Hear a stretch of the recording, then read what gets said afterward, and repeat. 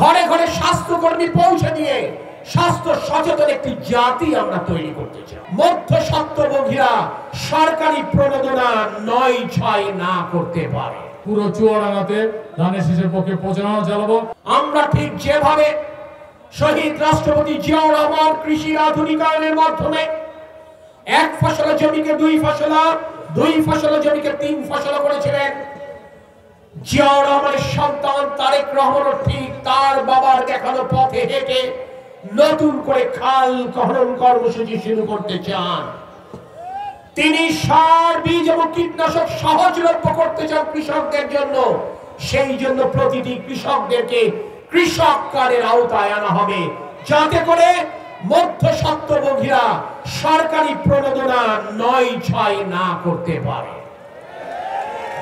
কৃষকদের ফসল যেন প্রাকৃতিক দুর্যোগ, বৃষ্টি, কুয়াশা কিংবা ঝড় কিংবা শিলাবৃষ্টির কারণে ফসল হানি না ঘটে এবং ফসল হানির পরিপ্রেক্ষিতে যেন তার পুঁজি ক্ষতিগ্রস্ত না হয়, সেই কারণে কৃষকদের কৃষি পণ্য শস্য বীমার আওতায় আনবার পরিকল্পনা করেছেন আমাদের প্রিয় নেতা তারেক রহমান।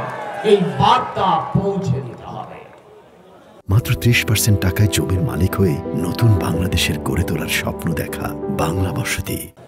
আমরা স্বাস্থ্য ক্ষেত্রে উন্নয়ন করতে চাই। প্রতিটি ২৫০ শয্যা বিশিষ্ট হাসপাতালকে এমন ভাবে তৈরি করতে চাই যাতে করে প্রাথমিক চিকিৎসার জন্য তাকে এই চুয়াডাঙ্গার বাইরে, জীবননগরের বাইরে, দামোহদার বাইরে যেতে না হয়। ঘরে ঘরে স্বাস্থ্যকর্মী পৌঁছে দিয়ে স্বাস্থ্য সচেতন একটি জাতি আমরা তৈরি করতে চাই। প্রিয় সাথী সহযোদ্ধা বৃন্দ, আমাদের এই কর্ম পরিকল্পনা ঘরে ঘরে পৌঁছে দিতে হবে। আপনাদেরকে বলতে হবে ঠিক কেমন ভাবে আমরা বাংলাদেশটি গড়তে চাই। আজকে শুধুমাত্র সমালোচনার সময় নয়, আজকে একটা ইতিবাচক রাজনীতির সংস্কৃতি আমরা তৈরি করতে চাই। আপনারা অবশ্যই সৌভাগ্যবান।